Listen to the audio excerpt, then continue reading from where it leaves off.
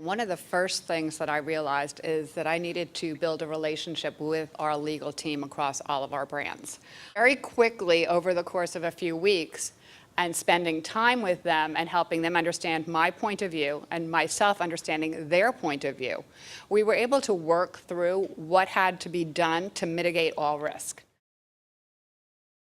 Set your goals and then look at all the pros and cons from the different stakeholders involved in the process. And that's why you can't come at the 11th hour and say, we want to put up a social community tomorrow.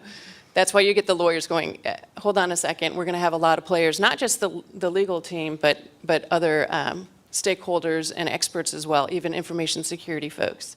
And as a team, you need to define before you start how you're going to deal with certain type of postings, what your reaction is going to be.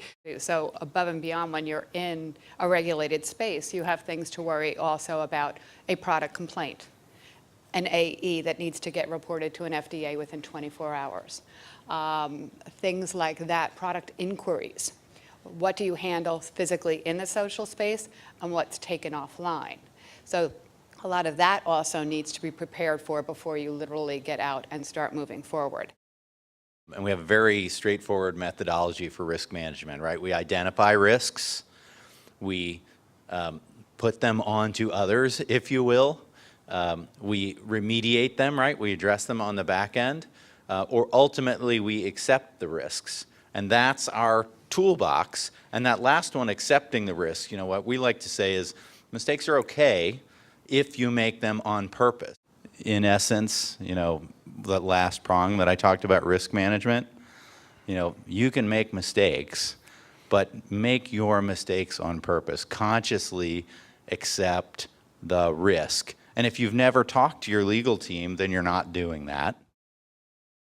We first started and how we wound up finding LiveWorld was, understanding to mitigate risk that we needed to moderate. In the pharmaceutical space, regulated, we look at everything.